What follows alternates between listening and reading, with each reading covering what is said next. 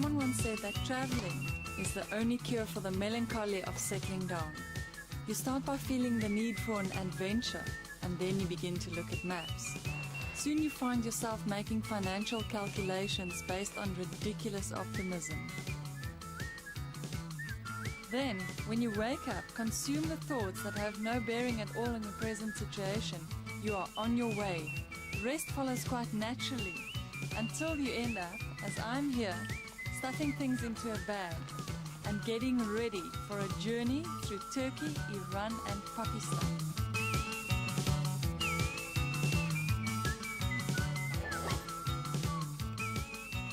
I think that this journey will be very interesting, especially for me as a woman.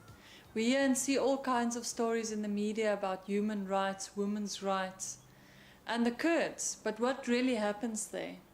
During this journey, we aim to look at the people, their arts and their culture as it reveals itself in front of our camera.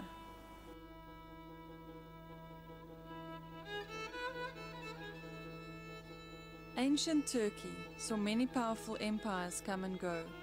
Mount Nimrut in central Turkey is a mind-boggling example of human achievement. An egotistical pre-Roman king, Antiochus, ordered to have this combination tomb temple constructed on its peak, roughly 50 years before Christ. An earthquake toppled these heads in the 50s, creating a bizarrely chaotic look.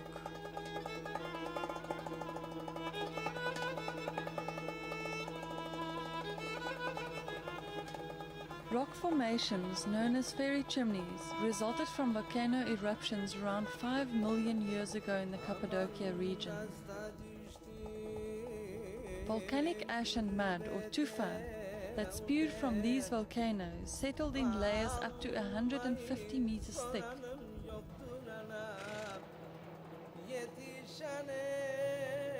Over eons, wind and flooding rivers scoured canyons, valleys and rock pinnacles into the porous stone.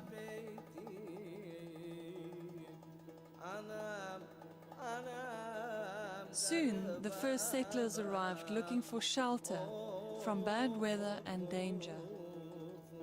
These early inhabitants quickly saw the possibilities of carving sturdy dwellings into the tufa.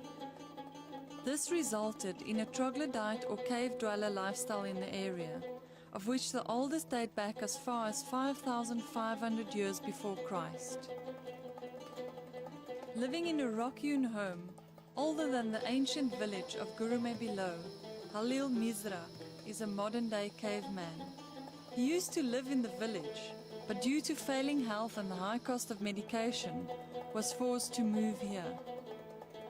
It turned out to be less of an inconvenience than he initially thought. He has come to love his home with a roofed terrace and splendid view.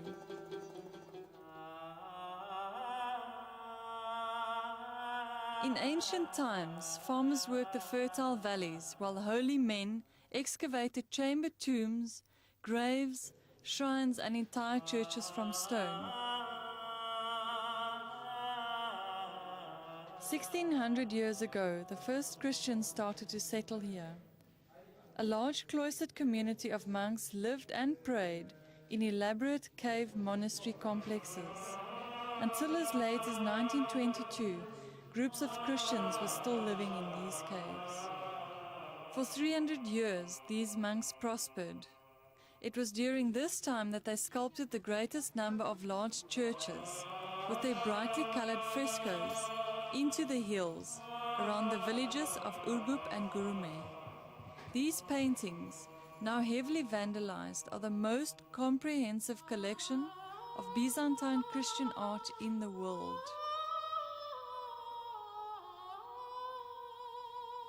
More than 250 rock-carved churches have been counted in a 100 square kilometer area. Wood for building was scarce, and early residents found it much easier and cheaper to hollow out cliff settlements into the soft rock.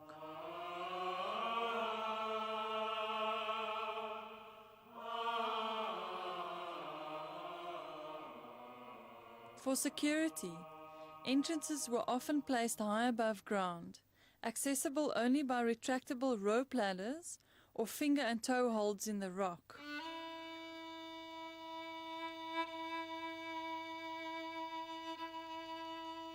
The skill of cave cutting and stone masonry was later passed on from these early religious devotees to Turkish farmers who settled here.